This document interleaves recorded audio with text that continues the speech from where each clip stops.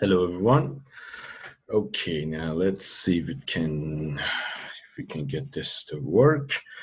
Now, before we begin, I'm trying to first start with chapter 12 because chapter 12 will not be on your exam. It's about components of economic growth. It's very important for people in developing countries, not so important for people who are in already developed countries. So I'm going to start this as an example to make sure let's see how can we can do this if it's like I have no experience in teaching online courses, so this whole thing is pretty new for me. Okay, let's now we're already recording and share screen. Yes, here. Let's share screen. Okay, production and growth. One of the most important questions in macroeconomics is why certain countries are richer than others. What makes a nation fail? What makes a nation prosper? If I remember from my first year, there is a book written by Professor Acemoglu about the different models for economic growth and the study of economic growth. And in fact, in a PhD level macroeconomics, we don't even study macroeconomics. We only focus on growth. That's the only thing that we focus on. Why certain nations have higher growth rates. Of course, it will be like a much more advanced study using math, data, work with data, different models, how to simplify complex nations, complex economies. For example, how many variables are we going to study?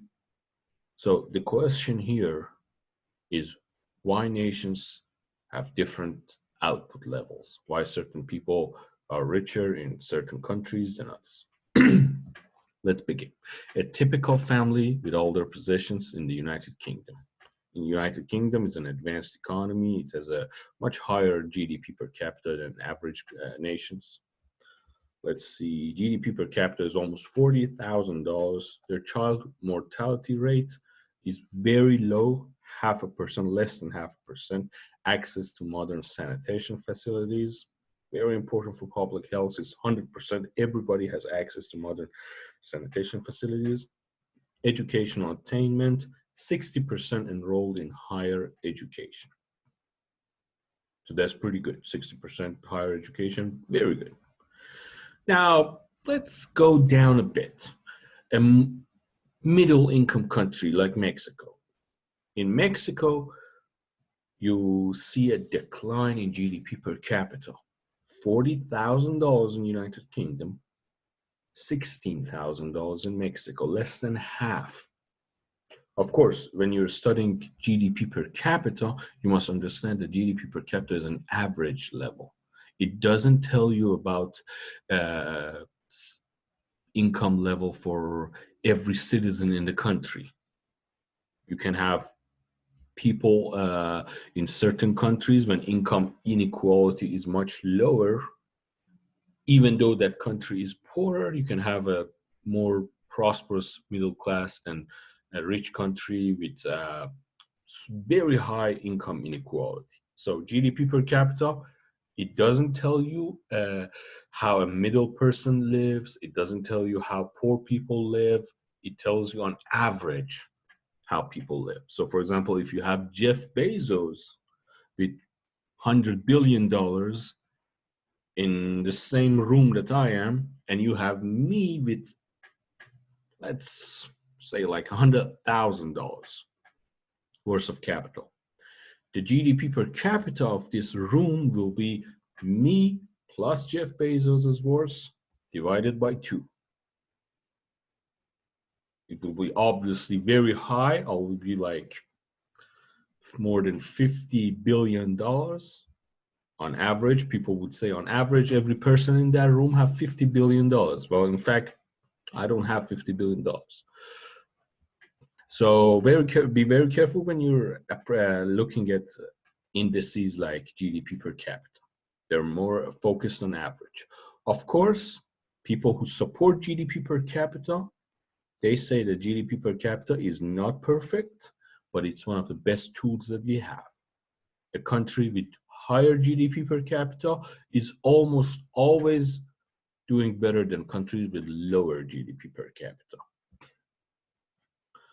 As you can see in Mexico, GDP per capita much lower than United Kingdom. Child mortality rate, now it's higher, from 0.4% to 1.3%, almost more than three times higher. Access to modern sanitation is still very high, 85%. That's pretty good, but it's not 100%. In United Kingdom, 100% of people have access to modern sanitation facilities. Educational attainment, only 30%, decline from 60% in United Kingdom. Now, another country would be Mali. Mali is a very poor country. As you can see, GDP per capita in Mali is almost 10% of Mexico. Child mortality rate, therefore, is much higher. It's almost 10 times higher than Mexico. That means a child who is born in Mali has 10 times the chance of dying in infancy compared to a child born in Mexico. That's a huge problem. Modern sanitation facilities, only 25%. One in four people in Mali have access to modern sanitation facilities. That's not good. Educational attainment, 7%, that's very low. So, as you can see, there is a clear link between GDP per capita and all these other indices that tell us how well people are living in a country. Even though GDP per capita is not perfect, it's a very important tool. Now, here's a very beautiful chart.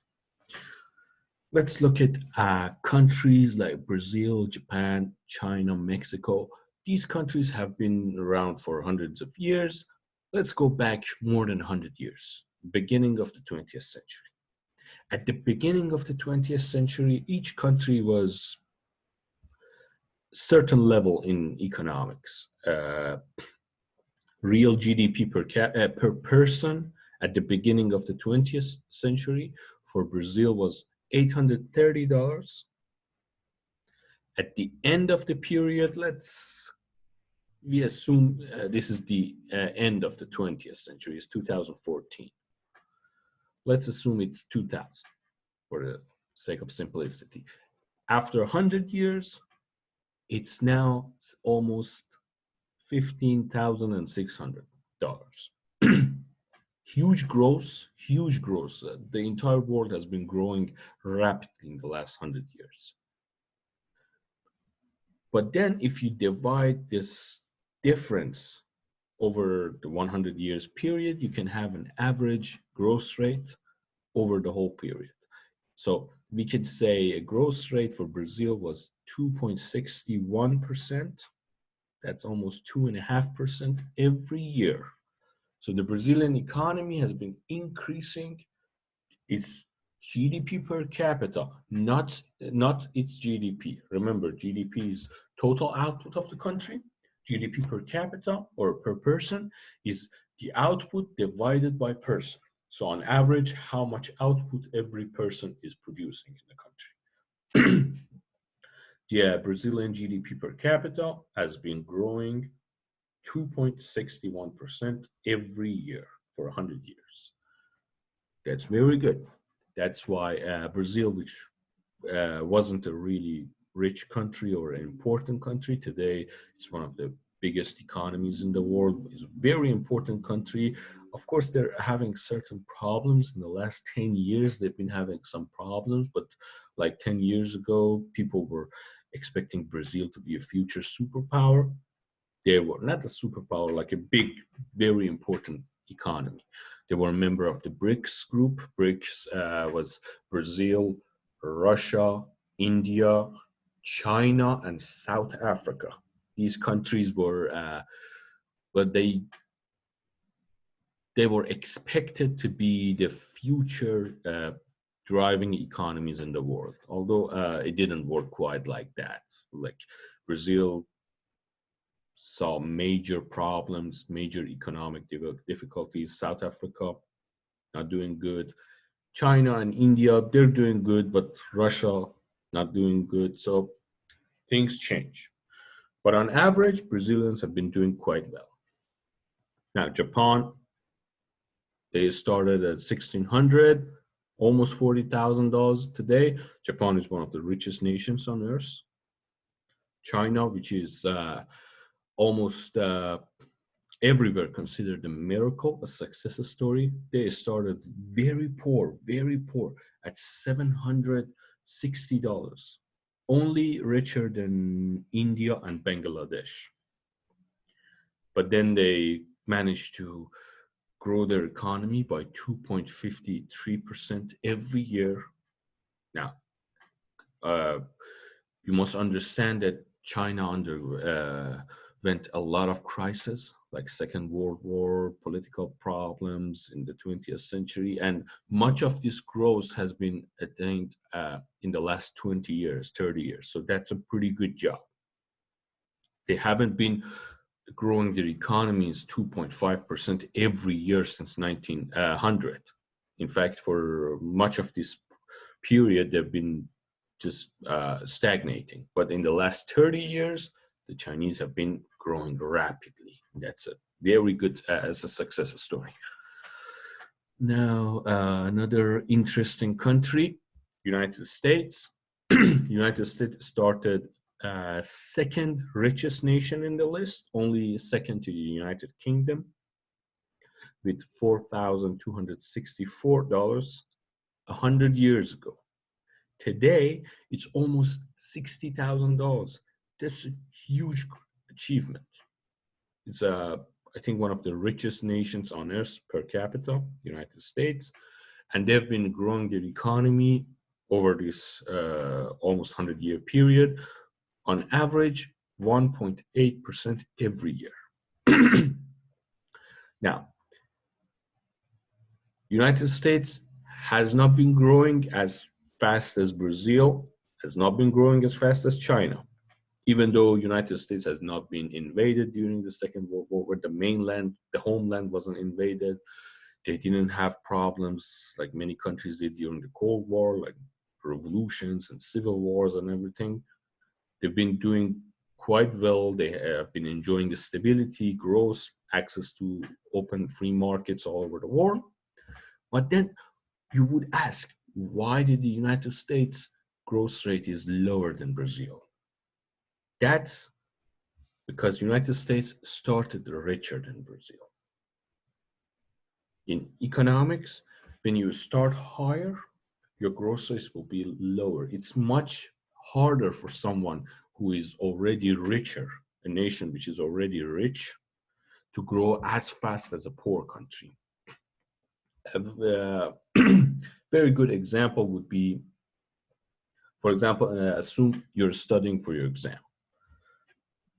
When you don't know anything, if you just study one chapter, you can increase your grade by like 20%.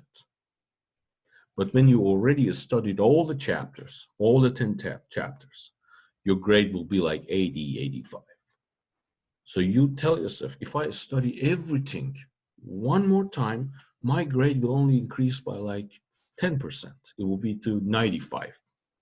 If I study the whole thing like 3 times over, then I can almost be sure that I will get 100 on my final exam. Because of this law in economics, we're going to come back to this law again. Now, another very interesting country is United Kingdom. United Kingdom, they started the richest country on earth at the beginning of the 20th century. United Kingdom was still enjoying its Victorian prosperity. It was the center of the universe, the biggest empire the world has ever seen, vast colonies. On the island itself, they enjoyed huge factories, industrial output. Everything was doing great. Everything was going great. But then they had so much problems in the 20th century. They had to fight two world wars, very costly. They were almost bankrupted in the Second World War. And after Second World War, exactly coming out of the Second World War, they had to deal with independence movement in their colonies. So they were losing their colonies, like most importantly, India. They lost India. They had to like only rely on their own and then sign new trade deals. Things changed. So now you can see that the United Kingdom GDP per capita is only $40,000 compared to the 55,000 of the United States. Why is that? Because if you study the average growth rate, you can see that the United Kingdom only grew its economy by 1.42% compared to the 1.8% in the United States. Another interesting example is Argentina. Argentina is a tragic example when it comes to macroeconomics. Argentina started very well. Even up to the middle of the 20th century, Argentina was one of the richest nations on earth. I think they had in 1950s or 40s, they had a larger GDP per capita than France. France is a Western European already developed economy, and they were doing pretty good themselves. But Argentinians were very rich. It was a very prosperous country. I think the word Argentina, it comes from the word silver. It means rich and wealth, and everything was doing good. But then they made mistakes after mistakes, and they entered crisis after crisis, which led to them not do well. So if you look at their growth rate, you can see that they only grew their economy by 1.44% during this period. Compared to Brazil, Brazilians grew their economy 2.61%. These two countries were neighbors. So Argentinians, they they made a lot of mistakes, like so many crises when it comes to inflation, in political situation, in foreign policy. They fought wars that they shouldn't have fought. So many mistakes. So China, success story. Argentine, a failure story. Now, let's see what drives these outcomes. As you can see, vast differences in living standards around the world today, and it's mainly because great variation in growth rates. We are interested to see what causes these variations in growth rates. Different growth rates. Ranking of countries by income changes substantially over time. Poor countries are not necessarily doomed to stay poor. One great example here is Singapore. Singapore started as a very poor country. Singapore was a colony of the United Kingdom. They were occupied during the Second World War by the Japanese.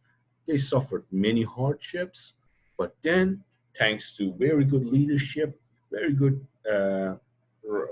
running their economy, today Singapore is one of the richest countries on earth in terms of GDP per capita. These guys are doing very well now. And then you have rich countries. Rich countries can also take their status for granted. Example, Argentina. Rich countries can very well fall from their position.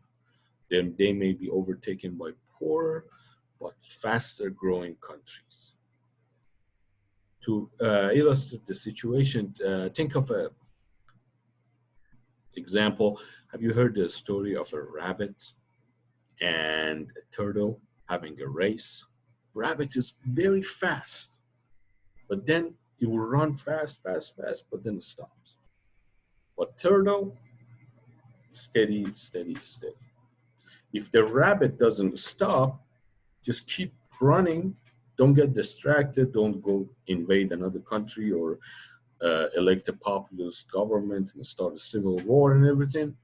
Rabbits will definitely finish first. They have what they need to maintain their economic growth. But because a rabbit constantly gets distracted, start fighting its neighbors, implementing bad policies, trying to do miracles, trying to destroy poverty in like 2 months. All these probably causes a distraction that would stop the economic growth of the country.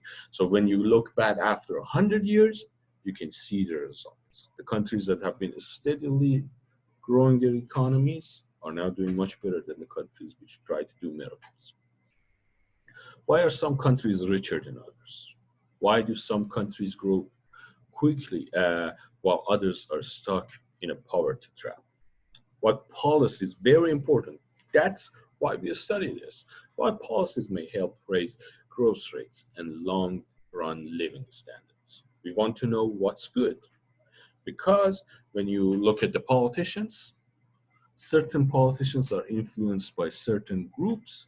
And for example, I have a cousin that owns a school, and then I become the president.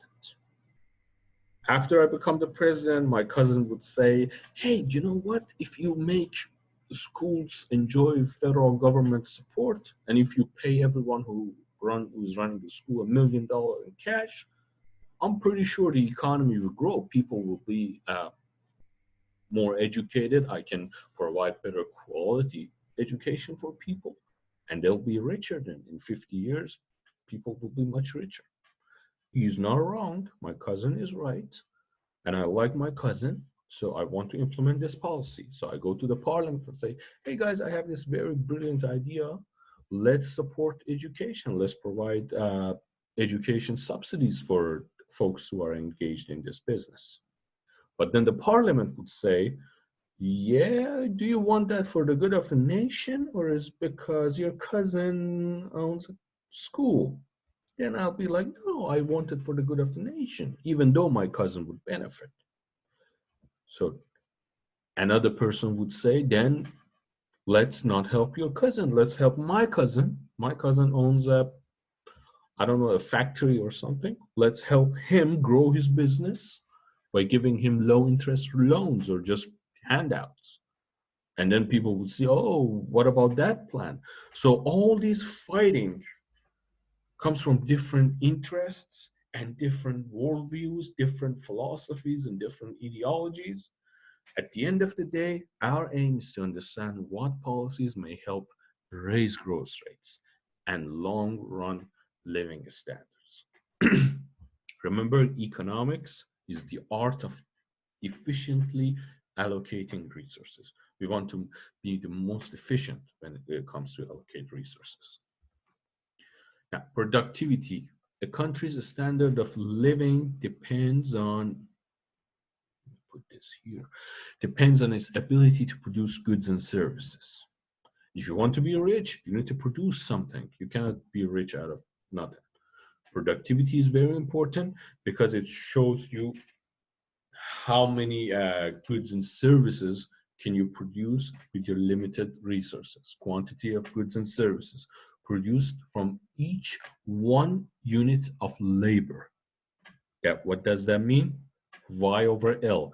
It means for one unit of labor, for your one worker, how many cars are you producing? How many airplanes are you producing? How many ships are you producing? For example, assume a country has, let me switch my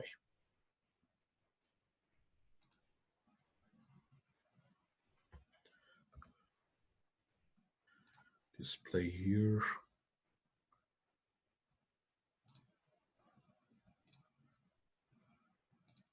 There we go. Now, if you look at this, let's say I'm using this software to be able to write on my tablet and be more efficient.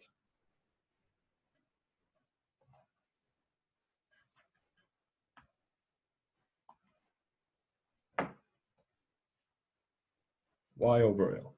Let's say we have 100 workers.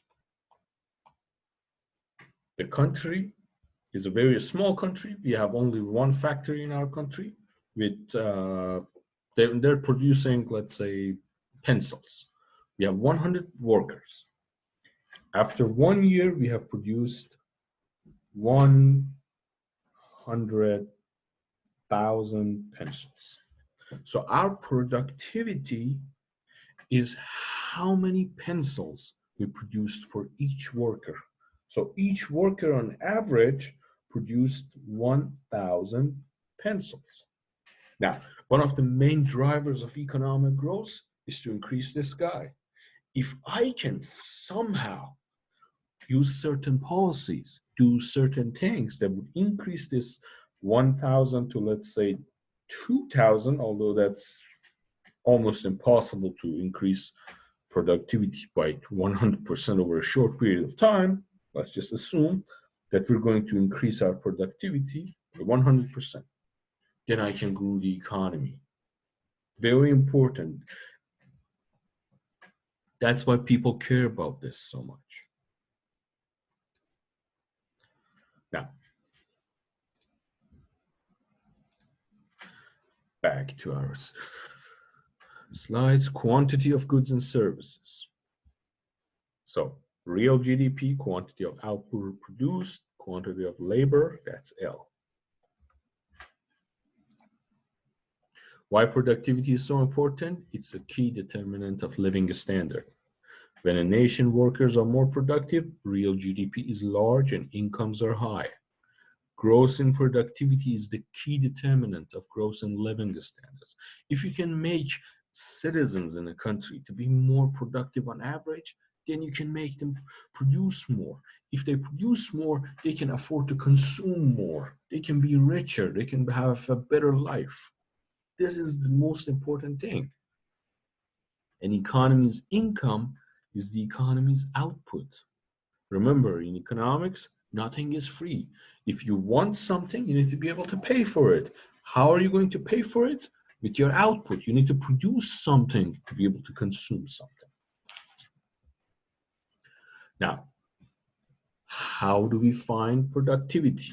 How do we study this? Productivity of different components. First, physical capital, K, stock of equipment and structures used to produce goods and services. In order to produce stuff, you need tools.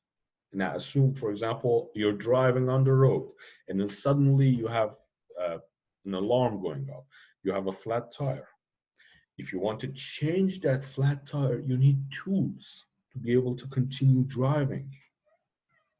If you don't have any tools, if you don't have any wrench or the jack, anything to take out the flat tire and put in the spare or the donut, you cannot continue driving. You need tools.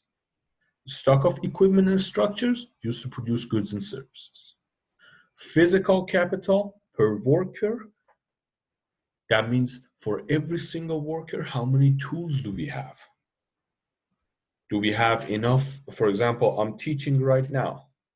I'm using an online setting to teach. I've been working miraculously to connect my tablet. This is my tablet. This is my personal tablet so that I can write stuff on the tablet. And I connected my tablet to my laptop so I can record them both at the same time and upload them on the internet. That's pretty good. Nice job for me, NC State. If you're hearing this, I think I deserve a raise. You got to do something about it. I've been doing a really nice job.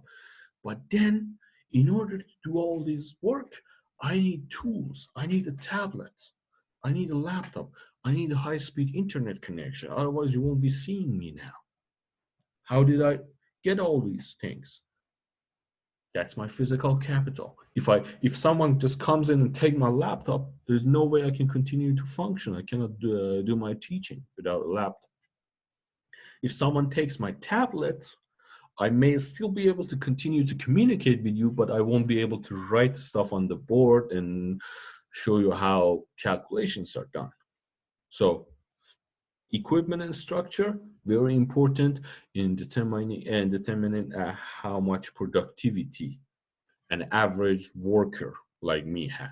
Productivity is higher when the average worker has more capital. For example, if NC State just rewards me with a brand new laptop, my productivity would go up. So if they want to buy me a brand new laptop, I'm not going to say no. Just kidding. An increase in capital per worker causes an increase in output per worker. If you have better equipment, if you have better tools, if you have better structures, you can produce more. Human capital, very important. Knowledge and skills workers acquire through education, training, and experience. Education, training, and experience. Now, I have all these tools. I have the laptop, I have the tablet, I have the internet connection, I have everything. But what if I don't know anything about economics? Can I just read from the slides? Yes, I can. Sometimes I do. But will I be able to tell you the story I just told you about Argentina, United Kingdom, different factors? No, I need to know what I'm doing. I need to be educated. I need to be trained to be able to connect my tablet to my laptop. Although I wasn't trained, I had to learn them on my own.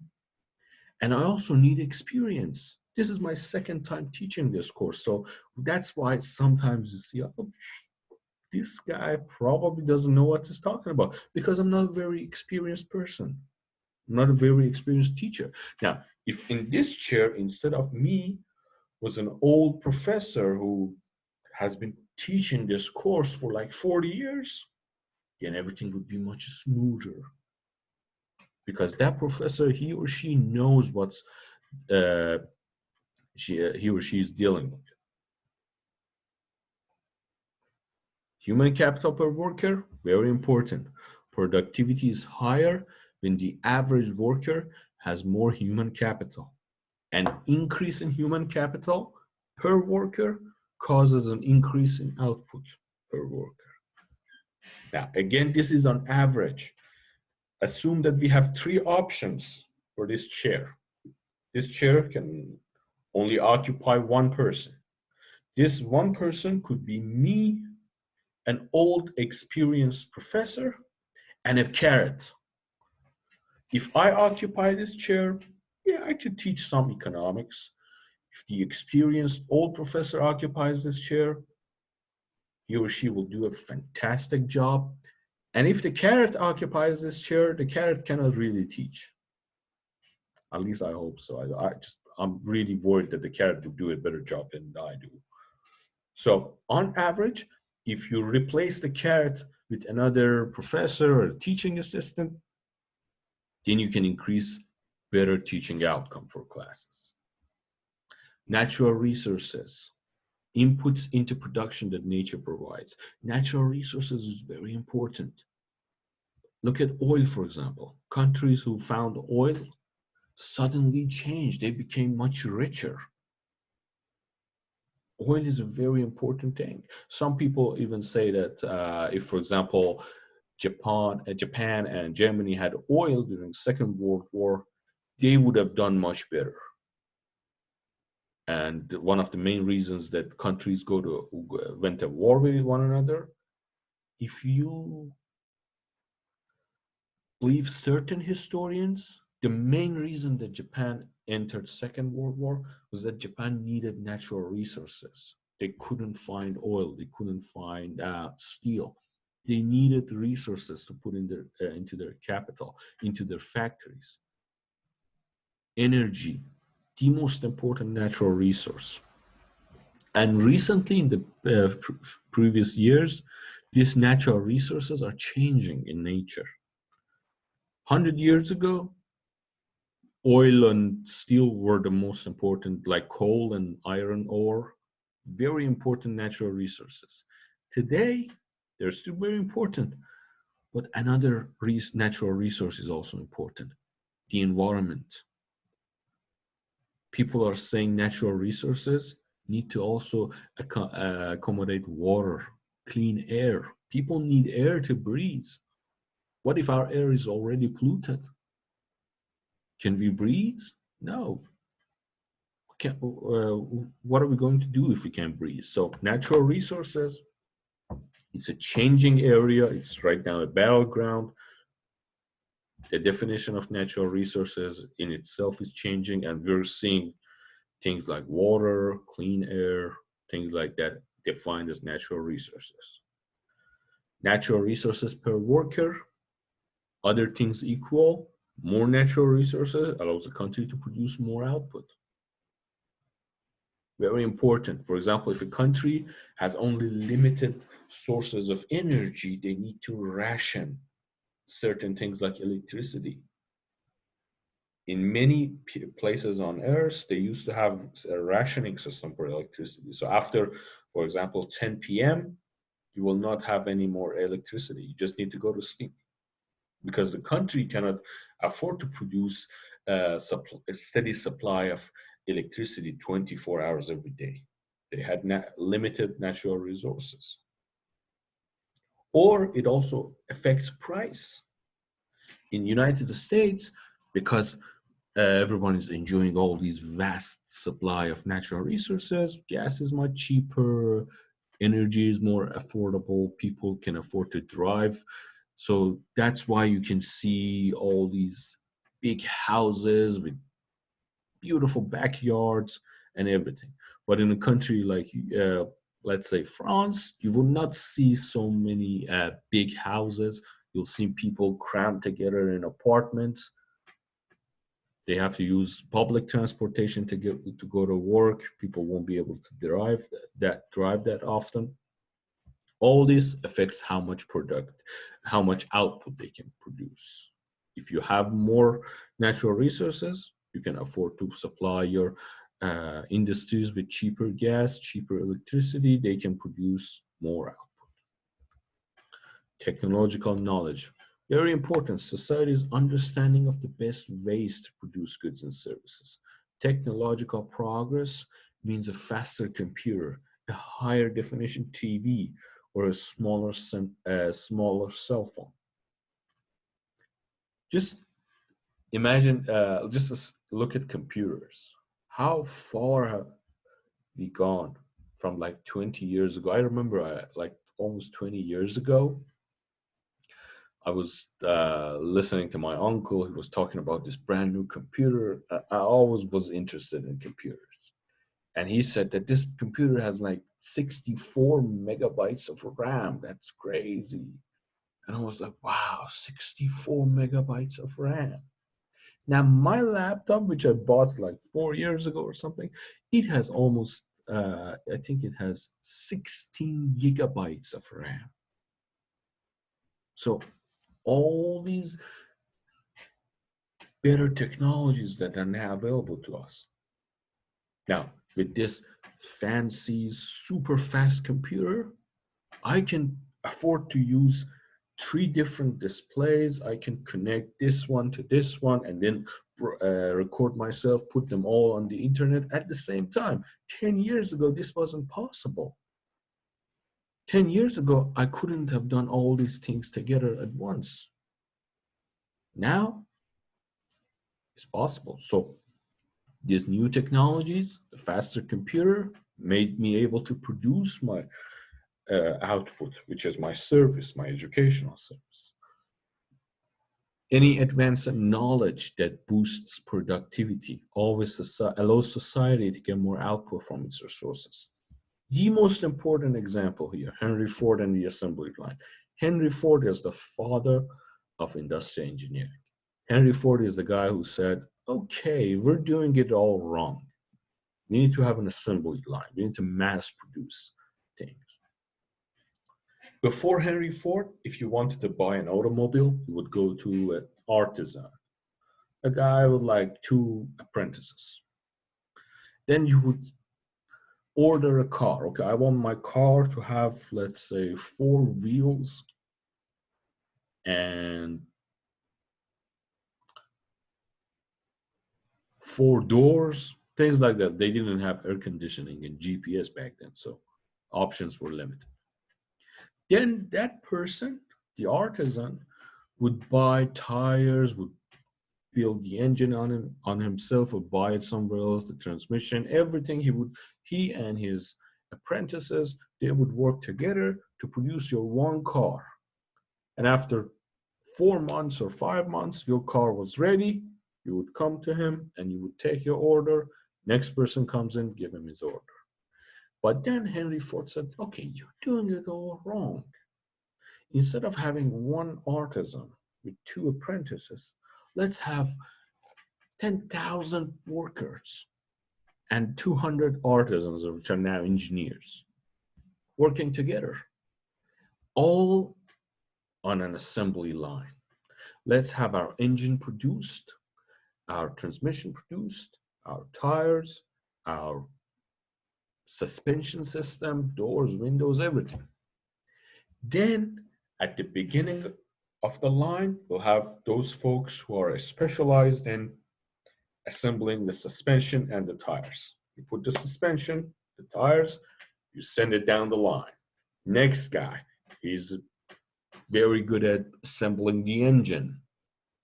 We put the engine in, the suspension and everything. Send it down the line. Next one, the transmission puts in, down the line. The next one, we put the chairs, the windows, the doors, and then at the end of the line, you have your brand new car ready. All done in less than a day. That's why Henry Ford was so successful. Henry Ford revolutionized production. He's, as I said, he's the father of industrial engineering. His brilliance managed to revolutionize the way that we produce things and boost productivity hugely. He like Henry Ford was like once in a million years, not in a million years, once in 100 years kind of person. Very important person. So mass production, very important. Of course, mass production, it's now these days it's going back to the old days, because now companies are arguing that competition is rising. People now have different needs and they have money to pay for those needs, and they have different competitors who are willing to listen to those needs. So in order to keep our customers, we need to move away from mass production and differentiate our products.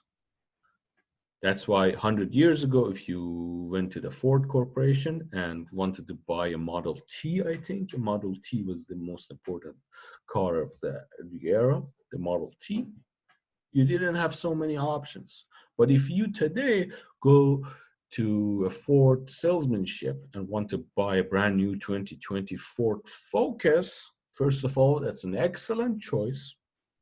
Very proud of you. That's a fantastic car.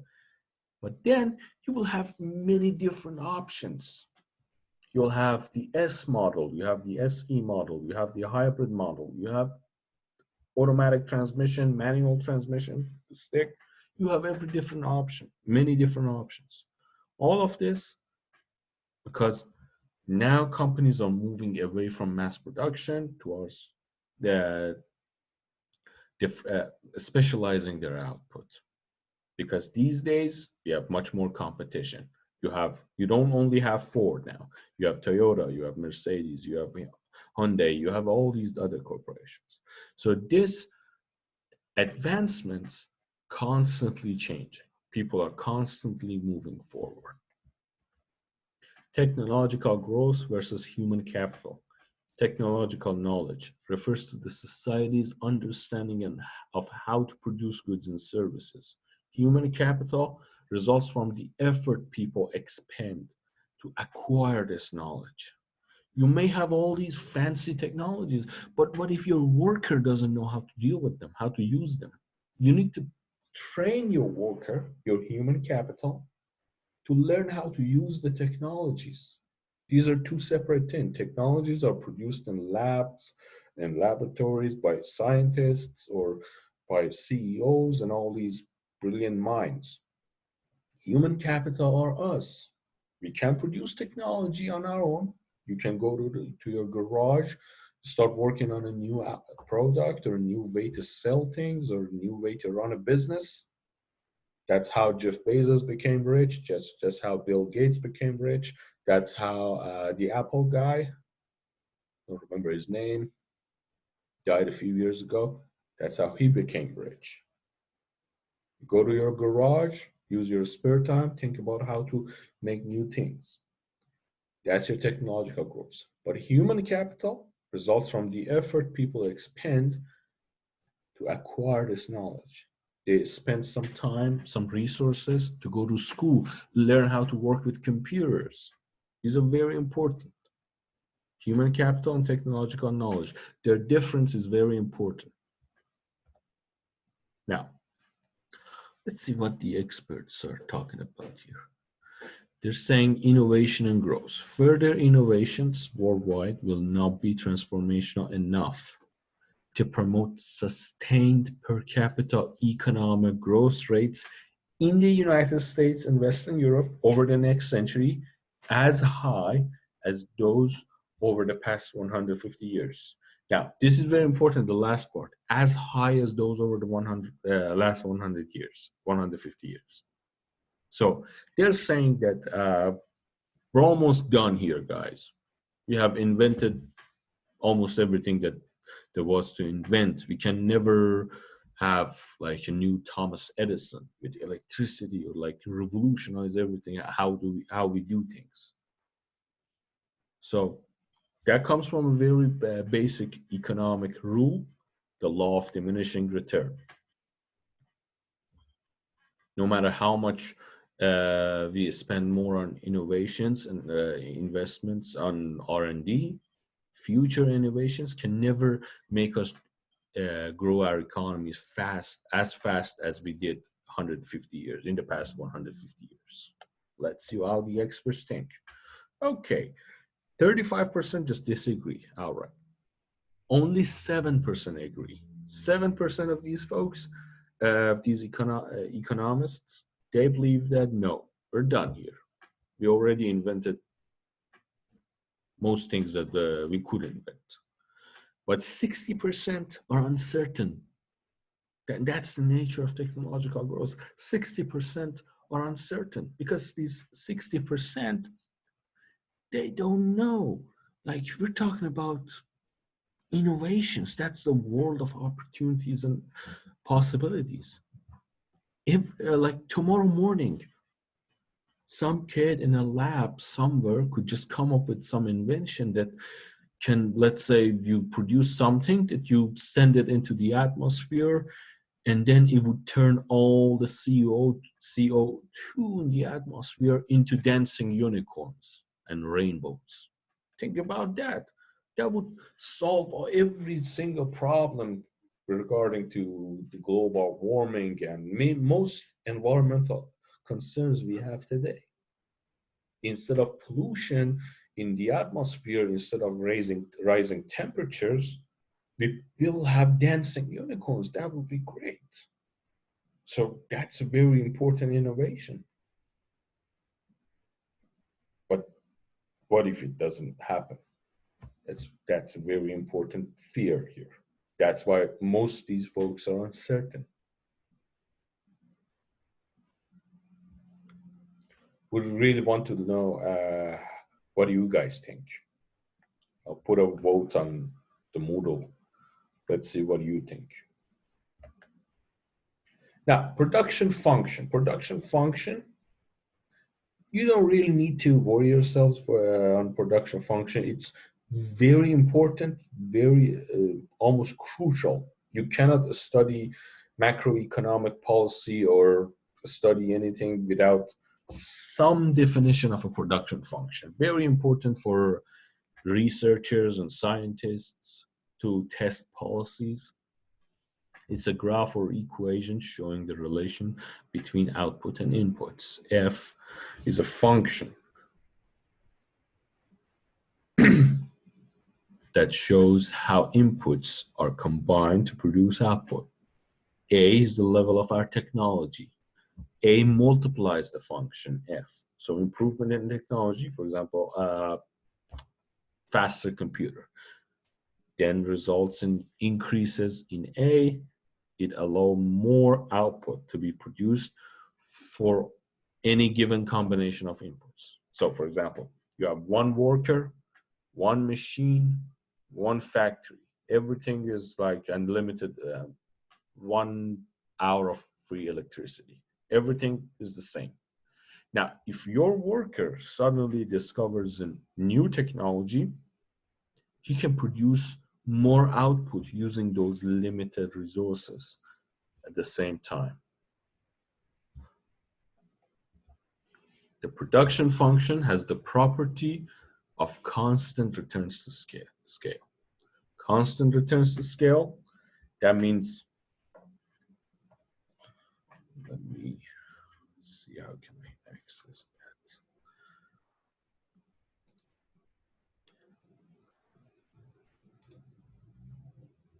Okay, go here. Constant return to scale.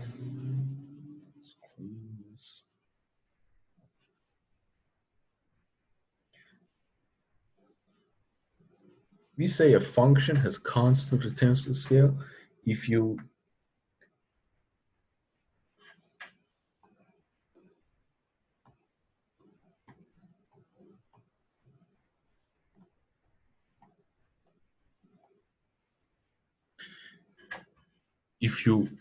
multiply all the inputs by a certain value, let's say alpha.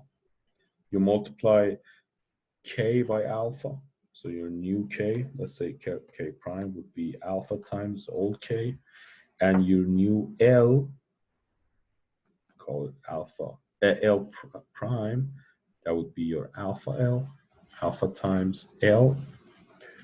Then your total output would also increase, will be multiplied by alpha. So your new output, y prime, would be alpha times y. Or in other words, alpha times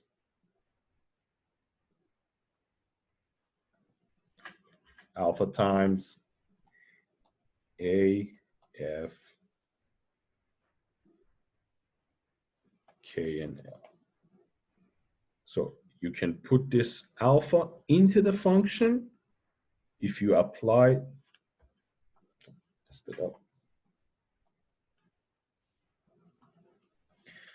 if you apply this alpha to both K and both L. That's what we call constant returns to scale. Let's use another example for constant returns to scale.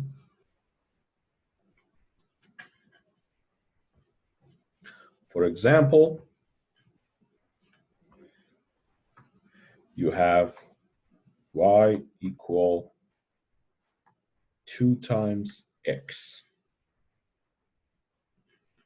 If you suddenly double your input, which is your x, it will be 2 times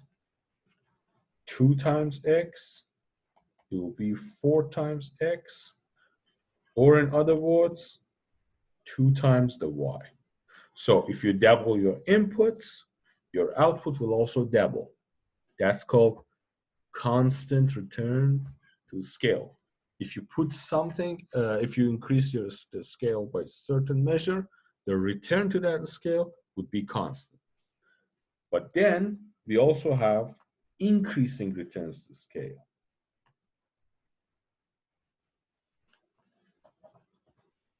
That's if for every increase, every measure of alpha, let's assume, of increase in your inputs, your output will increase even more. For example, let's say y is equal 2 times x squared.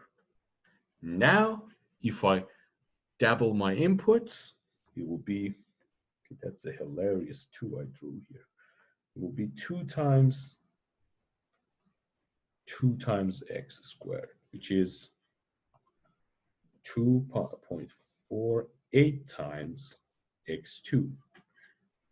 Now, if you compare this to this, you'll see that that is equal to 4 times more output. So if I increase my input by, let's say 100%, if I double my input, my output will go up by 400%, 4 times increase. That's great. You like that? Or it could be decreasing returns to the scale. If you increase your output, your input by, let's say, 100% or 100%, your return would be less than that. That's another example would be y equal 2 times x. So the square of x, square of x. Now, if you double this, you would not get as much. You'll get it like this much increase in your output. So that's another thing about mass. You don't need to worry yourself about the mass behind all this.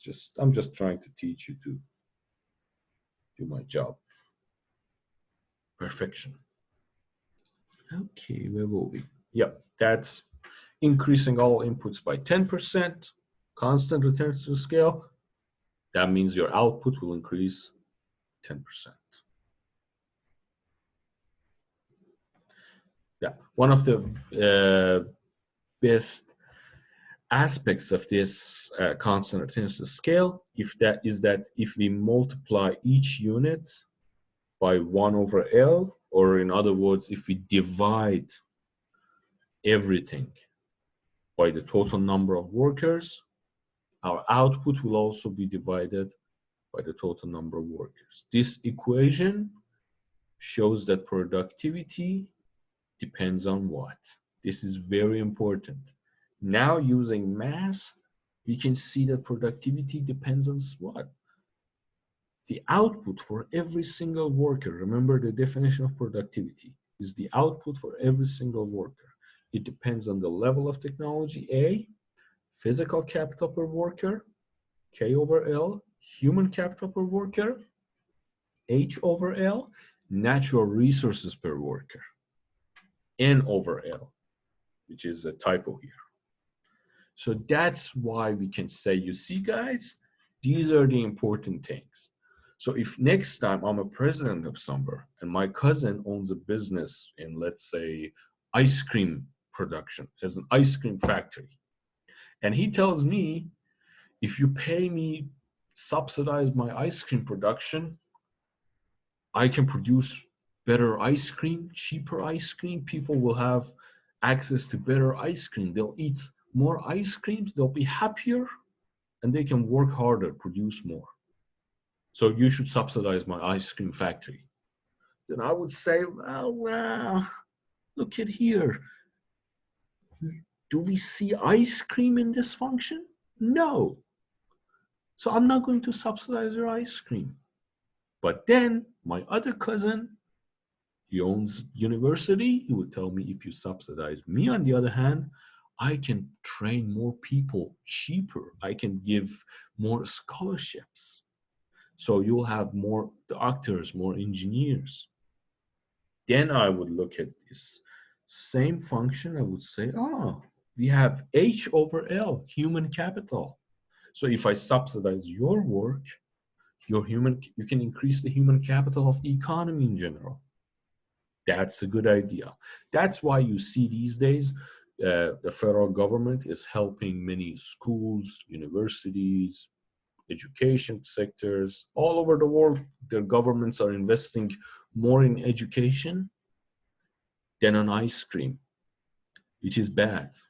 Seriously, if I think about it, I would like to find a way to argue investing more on ice cream.